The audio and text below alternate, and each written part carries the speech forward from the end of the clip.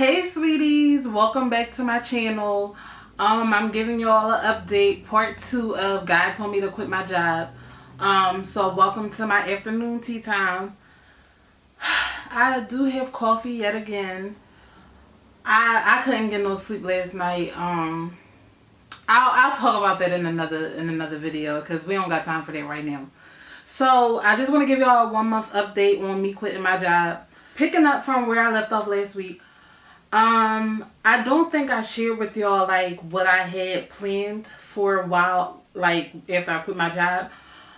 So I'll jump into that and also give y'all an update on what I'm doing now, where my life is a month later.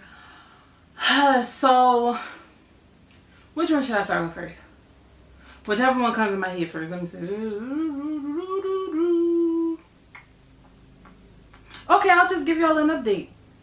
Alright, so update. Ain't nothing changed. Ain't nothing changed. No, but for real, this past month, it has allowed me to spend so much time with baby boy. He's now 4 months. When I quit my job, he was 3 months. I don't understand how I would have been able to work my job while being a full-time mom at the same time, because my job was working from home. Yeah, my job was a work from home position right now until, like, you know, COVID stuff lifts, but who knows when that's happening with the Omicron variant. But it wouldn't have been no point for me to put him in daycare for $1,200 like a month or around that, probably more, because like I said, I would like to put him in like a fancy daycare to get the best education, because I can't trust every daycare out here. So I would have paid money to put him in the best of the best. Well, technically it's money that I don't have. So I mean, my mortgage is $1,200 by itself. So to pay $1,200 a month for a daycare, that's like double. Like, where am I pulling that money out of? Like, I don't understand. So yeah, I would have kept him home with me all day. But I wouldn't have been able to function properly at my job. Like, it's almost impossible. Like, shout out to your mothers who are doing it, because I really admire the strength that you have to get out of bed every morning to take care of a child and to clock into work every day and actually do work. I don't understand how y'all do it, but that's not the life for me. Yeah, daycare was not an option. And he's very, very clingy at this point. Like, not clingy where he has to be on me all day, because trust me, I've been putting him in his walker, his rocker. Like, I've been putting him in everything, okay? Like, away from me, so he can know, like, you can have fun without me. Mommy's here, but you're there too. And he actually does good being apart from me. So I'm not even complaining about that aspect, but still, to tend to his needs, to just watch him and pick up on cues and to learn him, I don't understand how I would have been able to do that while working. When I was working those last few days, like, it was wearing on me mentally, because I wanted to know what was going on with him, but I couldn't really do that because I was into the computer. And yeah, like, talking about it just takes me back to how, like, emotionally, like, involved that whole last week was. Like, it was very hard on me. So that ain't the life again. But now he's teething, but this is not an update video on my baby, but he is teething now. So he wants a little bit more attention. Like, mom, rub my gums, give me something for my teeth, my gums. Like, so I'm there when he needs me. Alright, so let me just share with y'all this story from last week. So every once in a while, like, I feel like my spirit is attacked. I go through spiritual warfare every once in a while, and I've noticed that it was spiritual warfare because it always happens after I think of good things to come, or when I set my mind on doing something and yeah, I'm gonna get it done. And then the enemy always comes and tries to attack me and be like, Just kidding. Anxiety fall upon her. Depression fall upon her like that. So it's spiritual warfare. We gonna call a thing. That is exactly what it is. So I can have the most productive day or a couple of days, and then the day will be followed by, those days will be followed by like self-defeating thoughts like, girl, why do you think that you can do this when you really can't? Like, just all these thoughts that come up in my head about why I can't do it, or why I'm not fit for it, or why I'm not qualified to do something. And I let, every single time, it never fails, I let those thoughts get to me. Like, but I know it's happening. Well, I'm more sensitive to it now. Like, before I didn't quite know what it was, but now, you know, after reading the Bible more, praying more, you know, worshiping more, I'm more sensitive to those attacks. So when it comes, I still fall into the trap. I ain't gonna lie. I still fall into the trap, but my bounce back game is better. So so yeah, back to the story. Last week, I'm long-winded. I don't know if there's a way that I could say things more succinctly, but just bear with me. I'm glad that y'all watching this far, if you are watching this. But so last week I had one of those attacks, and I let it get to me, and I found myself like, I just want to get in bed. I don't want to do nothing. Like, just let me be. You know, the usual. And then the next morning, I stuck to my routine. As tired as I am in the morning time, my routine, as I told you in the last video, is to wake, pray, and slay. Literally, like, that's a quote, but literally that is my routine. I wake up, I pray, I watch Sarah Jakes, or now I'm starting to watch other pastors, like her husband, Pastor Touré Roberts, or Stephanie E.K., or her sister or her dad. Like, you know, keep it in the family. But I'm starting to watch more people, because I think I've kind of watched all of her videos, and now me watching them is just duplicates. Where was I going with this? Oh yeah, I was telling y'all my morning routine. So yeah, this particular morning I woke up, and she had a conference November 5th, 6th, 7th, or something like that, that weekend in the beginning of November, the first weekend in November. And I actually attended online. I wanted to go in person, but it was in Dallas, but I attended online. Whatever, it's the same. Not really, but it kind of, I was getting the same information, but just not being surrounded by people. But I thrive off of being around people. So, you know, it was a little drain on me. So I was at home with the baby watching it. But then I had some errands to run, so I would listen to it in my car. And it was good. It was really good. Like, I enjoyed every moment of it. Next year I'll plan to be there in person. It's called the Woman Evolve Conference. But she shared the recap from one of her segments, and I actually watched this segment. Like, I didn't get a chance to watch all the segments because I had a lot going on, but I actually did watch this segment while I was on my way to get my wax. And I thought it was funny because in the segment she started off by talking about how she went and got a wax. So I'm like, now my antennas is up, because I didn't hear that when I first started watching it, because I was a little late. Sorry. Today's afternoon tea time, because it is coffee, is brought to you by Cinnabon. It's a good coffee, y'all. It's a good coffee. They're not paying me for this, but the coffee's still good nonetheless. Okay. Yeah, so she captured me in the beginning by saying, like, yeah, I was getting my wax, da da da da da da. She told a story. She always tells stories to begin. But as I was watching the recap, which was really good to watch again, I had got a DM. Now, I told y'all that before I even open my phone to do anything, I do that. I pray and I watch that. Oh, and I missed the part where I said I read the Bible. So I pray, I read the Bible, and then I watch the word. But as I was saying, as I was watching it, I got a DM on Instagram from some chick. I guess I follow her. I'm not sure. It's a lot of people I follow that I don't really know. But long story short, I entered a giveaway. I always enter giveaways because I'm like, it's a chance to win. I don't believe that giveaways are they're real. Honestly, I don't.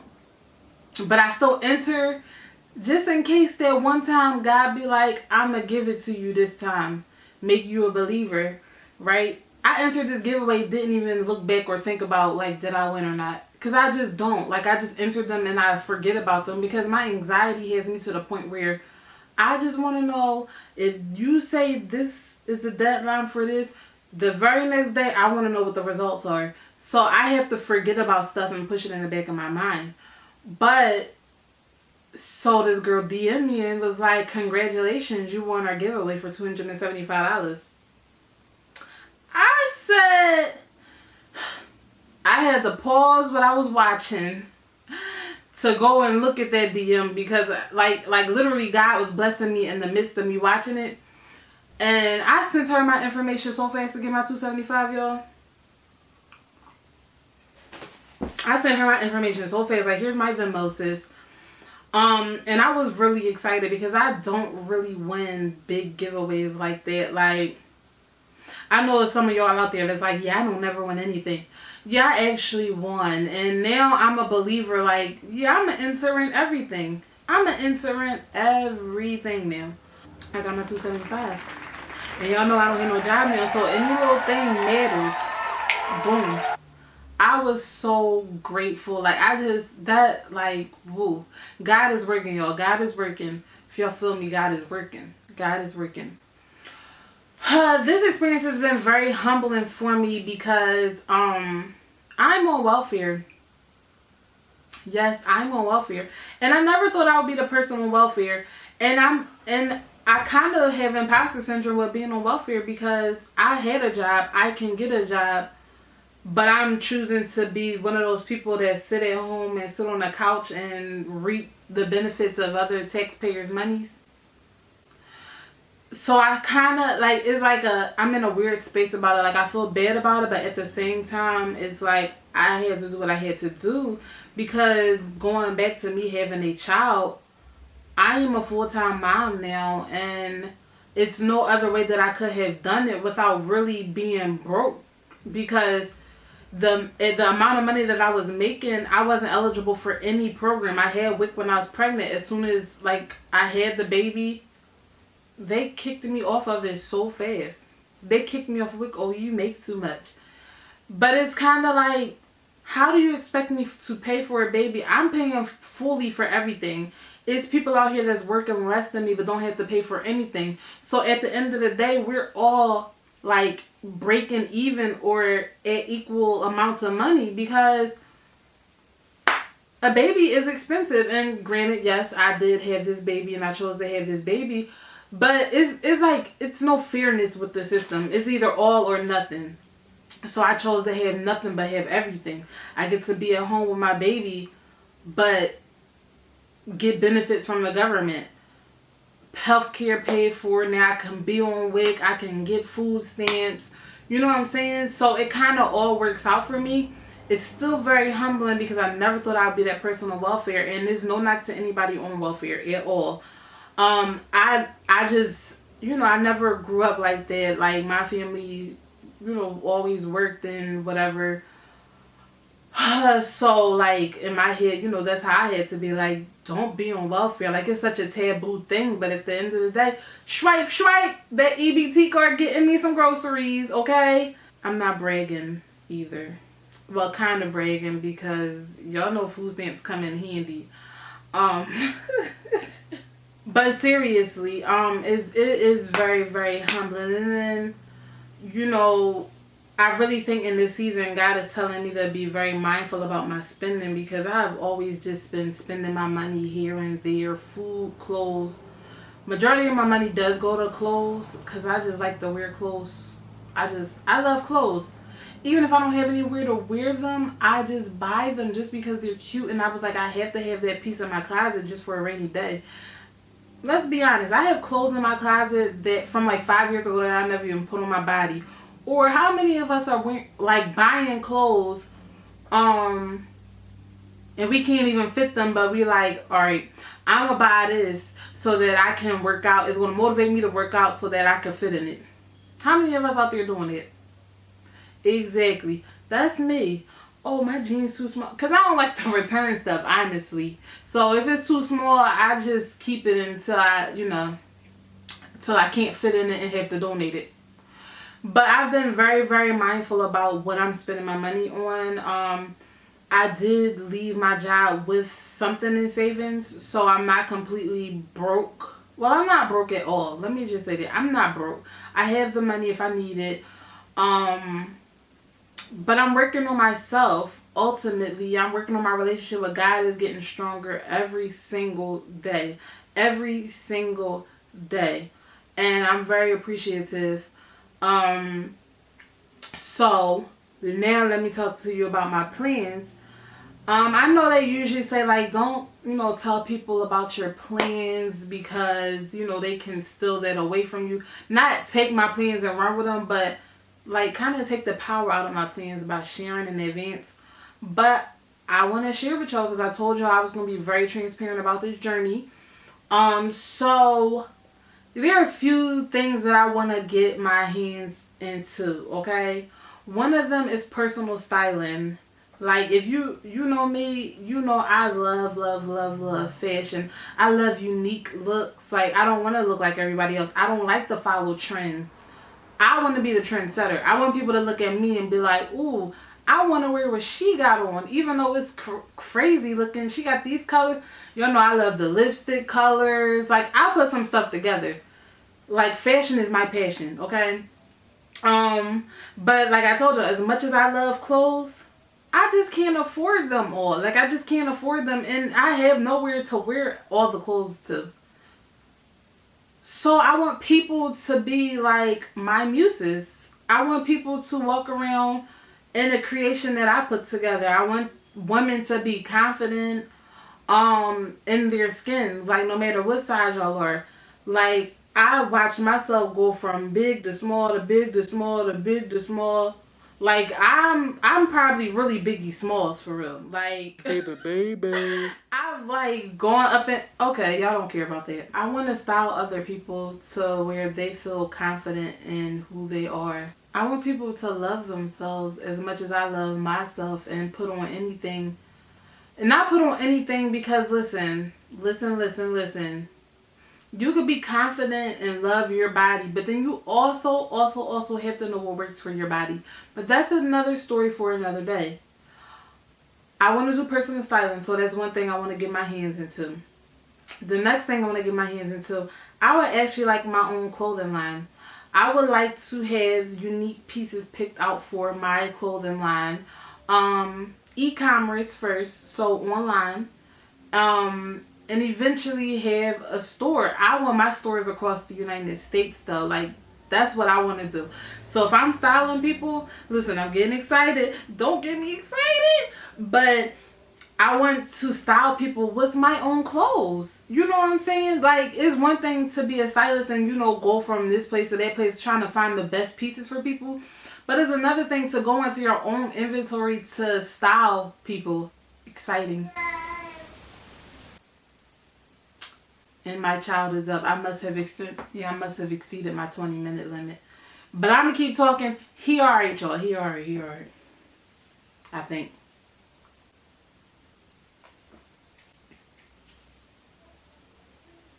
Maybe if I keep quiet. Maybe if I keep quiet, he'll go back to sleep. Anyway. So yeah, I want to do personal styling. I want to have my own clothing line, clothing brand.